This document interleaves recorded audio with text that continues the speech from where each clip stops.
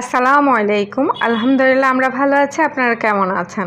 আশা করি যে যেখান থেকে আমার ছোট্ট ব্লগটা দেখছেন সবাই ভালো আছেন, সুস্থ আছেন। আজকেও আবার নতুন একটা ব্লগ নিয়ে আপনাদের মাঝে হাজির হলাম। আশা করি আপনাদের কাছে ভালো লাগবে।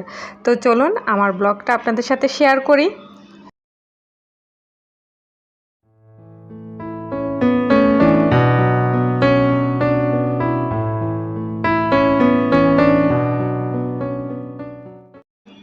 নাস্তা করার পরে আরিবের বাবা অনেকগুলো মাছ নিয়ে এসেছে। লইট্টা মাছ, সবগুলোই লইট্টা মাছ। প্রায় এখানে 6 কেজির মতো লইট্টা মাছ। তো আমি ওর সাথে চিল্লাচিল্লি করছিলাম যে এতগুলো কেন কিনেছে। তো যাই হোক, মাছগুলো কেটে তারপরে ফ্রিজে রেখে দেব। আর আজকে একটু বেশি করেই রান্না করব। কারণ হচ্ছে লইট্টা মাছ হচ্ছে আরিব এবং আরিবের বাবা দুইজনেরও খুবই পছন্দ। এই জন্য ওরা লইট্টা মাছ যদি এখান দিয়ে ফেরি করে নিয়ে যায় তখন ওরা লোভ সামলাতে পারে না, ওরা কিনবেই কিনবে। বিশেষ করে আরিবের বাবার খুবই পছন্দ লইট্টা মাছ। তো যাই হোক, আমি এই মাছগুলো এখন কাটবো, সবগুলোই কেটে নিব। কারণ এভাবে রেখে দিলে পরে বের করে কাটতেও কষ্ট লাগে। তো আজকে ভাবলাম যে কেটে রেখে দিই, সময়ও আছে এই জন্য ভাবলাম যে কেটে রেখে দিই। তো মাছগুলো কাটছি। প্রথমে ধুয়ে নিয়েছিলাম একটু, মাছের মধ্যে কেমন যেন মানে একটু কেমন যেন ছিল আর কি। তো একটু ধুয়ে নিয়েছি, ধুয়ে পরিষ্কার করে তারপরে কেটে নিচ্ছি এখন মাছগুলো। আর লইট্টা মাছের মধ্যে ভেতরে দেখবে যে পেটের ভেতরে আরও একটা মাছ থাকে, ওই মাছটাও ফেলে দিচ্ছি, ওই যে দেখতেই পাচ্ছেন। তো এভাবে গোটা গোটাই রেখে দিব আর বাকিগুলো টুকরো করে রেখে তারপরে রান্না করব আর কি। তো লইট্টা মাছ কাটাটাও আপনাদেরকে দেখিয়ে দিলাম, আমি এভাবে কেটে রেখে দিই। একদম সহজ মাছ কাটাটা।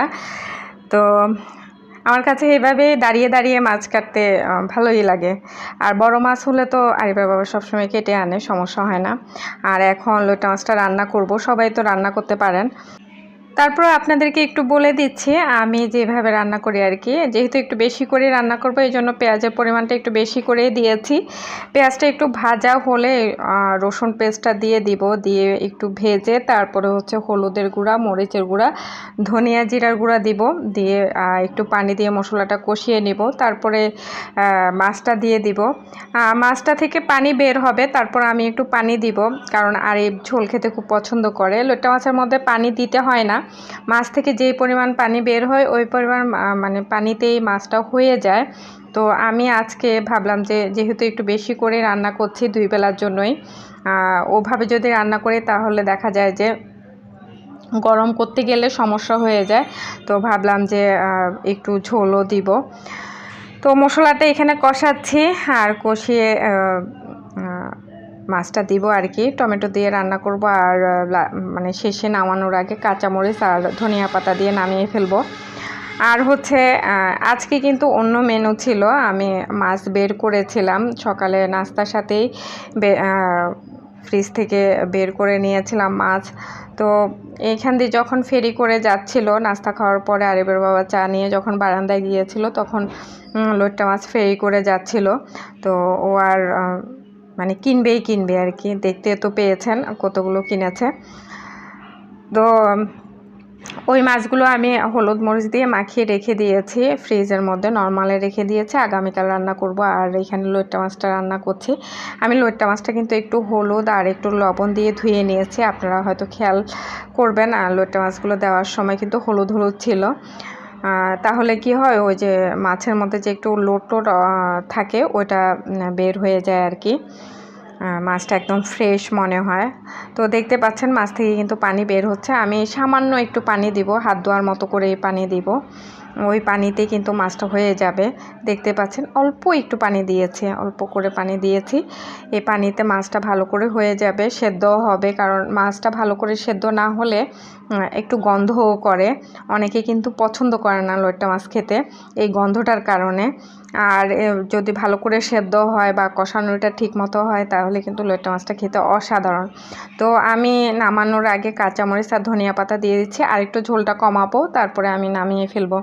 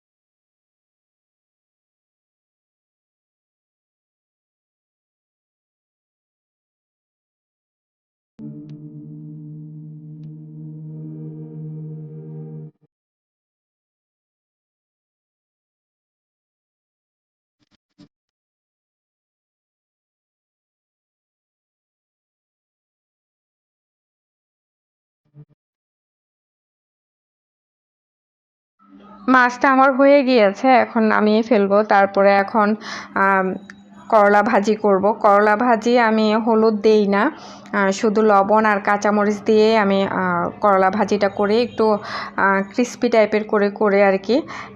এভাবে করলে আমার কাছে মনে হয় যে তিতাটা একটু কম লাগে, তো এই জন্য এভাবে করে ভাজি করি। আর এখানে একটা সবজি রান্না করছি, সবগুলো সবজিরই কিন্তু অল্প অল্প ছিল। মিষ্টি কুমড়া অল্প একটু ছিল, পটল 2-3টা ছিল, তারপরে চিচিঙ্গা ছিল আলু দিয়ে, তারপরে একটা সবজি রান্না করছি। আর এ ছিল আমাদের দুপুরের রান্না বান্না, দুপুরের খাওয়া দাওয়া আর কি। তো এরপরে আমি অন্য কাজ করেছি ঘরের। গতকালকের মতো আরিবও আজকে ঘরটা পরিষ্কার করে দিয়েছে আমাকে। এরপরে দুপুরে আমরা খেতে বসেছি। প্রথমে আমি করলা ভাজি দিয়ে খেতে বসেছি। তো আমরা খাওয়া দাওয়া শেষ করলাম। আর এটা হচ্ছে বিকালবেলা আপনাদের ভাইয়া কাঁঠালের বিচি ছিল কয়েকটা, আমি রেখে দিয়েছিলাম আলসিমের জন্য। এটা কোনো কিছুই করা হচ্ছিল না, ভর্তাও করলাম না বা রান্নাও করলাম না। আমার কাঁঠালের বিচি কাটতে একটু বিরক্তই লাগে। তো আপনাদের ভাইয়া কি করেছে, ওটাকে আজকে টেলে নিয়েছে। তো আরিব এভাবে কখনো খায়নি, আরিবকে খাওয়ালো আর কি, বললো যে এভাবে খেতে কেমন লাগে দেখো।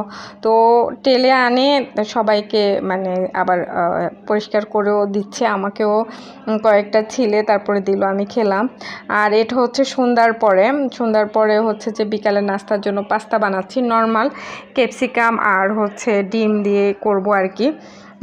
নর্মাল একটা পাস্তা করলাম, বিকালের নাস্তা সচরাচর যা করা হয় আর কি। পাস্তাটা বানাতে আপনাদের কাছ থেকে বিদায় নিব।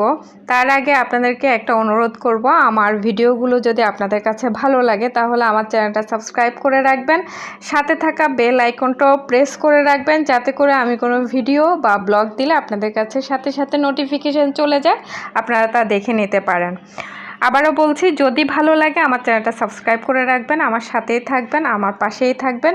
আর আপনারা যদি আমার পাশে থাকেন, আমি আগামী পথ চলাটা আমার জন্য সহজ হয়ে যাবে, সুন্দর হয়ে যাবে। তো আজকে এখানেই বিদায় নিব। সবাই ভালো থাকবেন, সুস্থ থাকবেন, আমাদের জন্য দোয়া করবেন। আল্লাহ হাফেজ।